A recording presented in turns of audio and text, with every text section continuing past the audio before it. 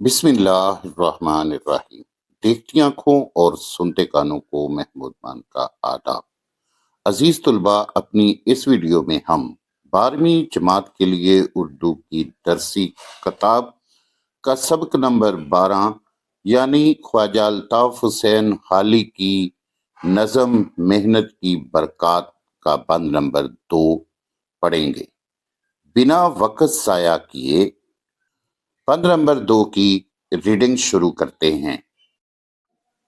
بہت ہم میں اور تم میں جوہر ہے مخفی، بہت ہم میں اور تم میں جوہر ہے مخفی، خبر کچھ نہ ہم کو نہ تم کو ہے جن کی، خبر کچھ نہ ہم کو نہ تم کو ہے جن کی، اگر جیتے جی کچھ نہ ان کی خبر لی، اگر جیتے جی کچھ نہ ان کی خبر لی، تو ہو جائیں گے مل کے مٹی میں مٹی، تو ہو جائیں گے مل کے مٹی میں مٹی، یہ جوہر ہیں ہم میں امانت خدا کی، یہ جوہر ہیں ہم میں امانت خدا کی، مبادا تلف ہو ودیت خدا کی، مبادا تلف ہو ودیت خدا کی۔ حوالہ بند۔ نظم کا عنوان محنت کی برکات، شاعر کا نام خواجہ الطاف حسین حالی۔ مشکل الفاظ کے معنی۔ جوہر، جوہر کے معنی ہیں صلاحیت، خوبی یا موتی ہیرے۔ مخفی، پوشیدہ یا چھپا ہوا یا چھپے ہوئے۔ خبر کے معنی ہیں اطلاع۔ جیتے جی زندگی میں۔ مٹی میں مٹی کے معنی ہیں برباد ہونا۔ مبادا، خدا نہ کرے، مبادا کے معنی ہیں خدا نہ کرے۔ جوہر کے معنی ہیرا، تلف کے معنی ضائع اور ودیت کے معنی ہے سپردگی۔ اس بند کا مفہوم کچھ اس طرح سے ہے، انسان میں بہت سی خوبیاں چھپی ہوئی ہیں جن کی نہ ہمیں کچھ خبر ہے نہ تمہیں۔ اگر ان خوبیوں سے فائدہ نہ اٹھایا تو یہ مرنے کے بعد مٹی میں مل جائیں گی۔ یہ خوبیاں ہمارے پاس اللہ کی امانت ہیں، ایسا نہ ہو کہ اللہ کی یہ امانت ضائع ہو جائے۔ تشریح۔ مولانا حالی سر سید تحریک سے وابستہ قوم کے بہت بڑے مسلح ہیں۔ وہ اردو کے پہلے نقاد اور پہلے سوانح نگار تصور ہوتے ہیں۔ تشریح طلب بند میں شاعر کہتے ہیں کہ ہر انسان میں اللہ تعالیٰ نے بہت سی خوبیاں اور صلاحیتیں پوشیدہ رکھی ہیں۔ بعض اوقات ان صلاحیتوں اور خوبیوں کے بارے میں خود انسان کو بھی معلوم نہیں ہوتا۔ انسان کو وہ پوشیدہ صلاحیتیں دریافت کرنا پڑتی ہیں۔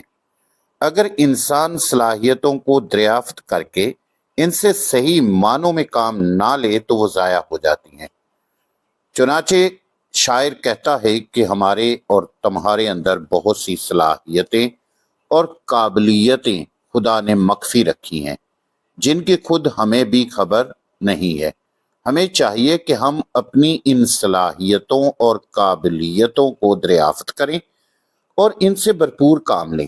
اگر ہم نے ایسا نہ کیا تو یہ صلاحیتیں ضائع ہو جائیں گی۔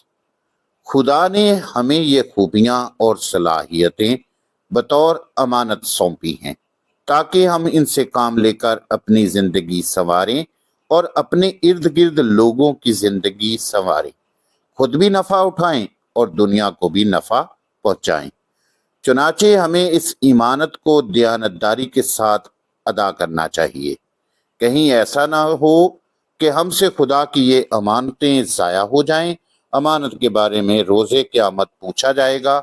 خدا نے ہر انسان کو علم، ہنر، ذہانت، رزق، طاقت، فیصلہ سازی، لیڈرشپ جیسی خوبیاں اور تحریر و تقریر، شعر و سخن پر قدرت جیسی قابلیتیں عطا کی ہیں۔ انسان کو چاہیے کہ ان صلاحیتوں اور خوبیوں کو دریافت کر کے انہیں نشو و نما دے اور اہل دنیا کو ان سے نفع پہنچائے۔ اس کے لیے محنت و مشقت اور ریاضت بہت ضروری ہے۔ عزیز طلباء، محنتی انسان اپنی پوشیدہ صلاحیتوں کو دریافت بھی کر سکتا ہے اور ان سے بھرپور طریقے سے کام بھی لے سکتا ہے۔ فرض شناس لوگ ہی خدا شناس ہوتے ہیں اور محنتی لوگ دستے سوال دراز نہیں کرتے۔ سو جاتے ہیں فٹ پاتھ پہ اخبار بچھا کر، سو جاتے ہیں فٹ پاتھ پہ اخبار بچھا کر، مزدور کبھی نیند کی گولی نہیں کھاتے۔ خودداری مومن کی صفات میں سے ہے اور مومن ہمیشہ غالب رہتا ہے، در بدر نہیں پھرتا اور خودداری اس کا زیور ہوتی ہے۔ خواجہ الطاف حسین حالی ایک اور مقام پر لکھتے ہیں، خبر تاکہ لو اس سے اپنی پرائی، خبر تاکہ لو اس سے اپنی پرائی، نہ کرنی پڑے تم کو در در گدائی، نہ کرنی پڑے تم کو در در گدائی۔ منزل سے آگے بڑھ کر منزل تلاش کر، منزل سے آگے بڑھ کر منزل تلاش کر، مل جائے تجھ کو دریا تو سمندر تلاش کر، مل جائے تجھ کو دریا تو سمندر تلاش کر۔ امید کرتا ہوں کہ دوسرے بند کی تشریح کرنا آپ کے لیے بے حد آسان ہو گیا ہوگا۔